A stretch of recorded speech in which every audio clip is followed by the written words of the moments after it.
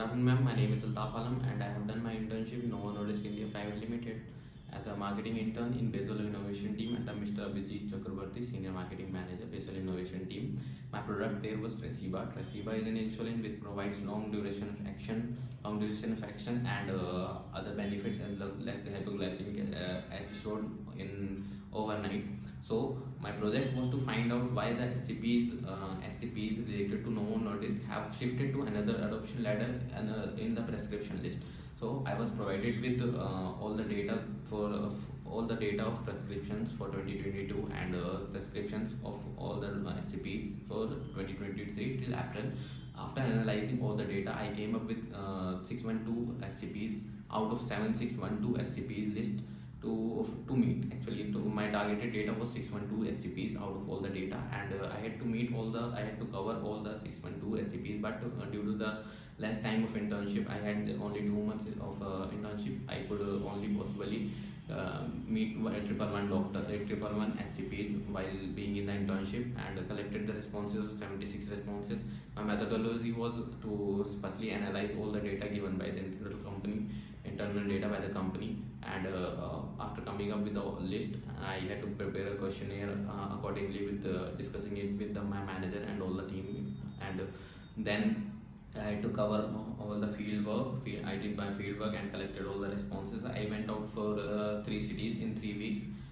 The field work contains of 3 cities: Bangalore, Hyderabad, and Chennai. I did my field work in 3 cities and collected 76 responses over the HCPs.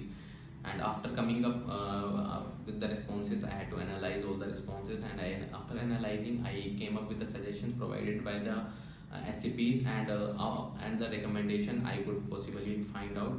So and if I talk about the suggestions by SCPs, the first suggestion was about availability of the medicine, availability of the insulin.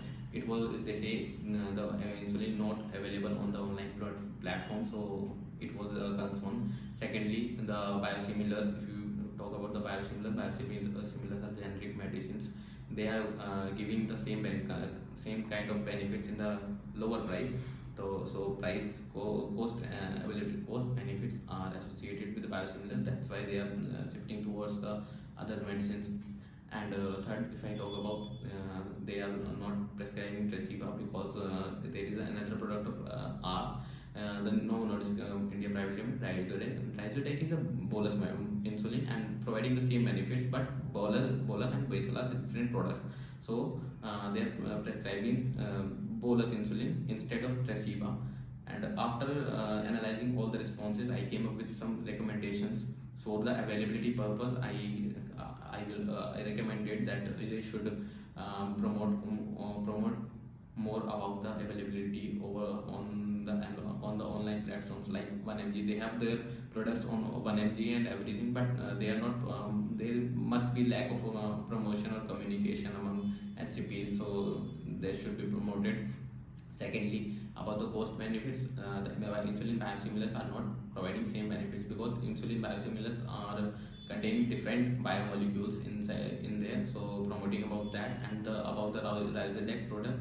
Ryzodeg is a different kind of product. It's a premix, and about promoting about there should be some webinars or seminars about the same to communicate the effects or benefits of Ryzodeg and Tresiba differently.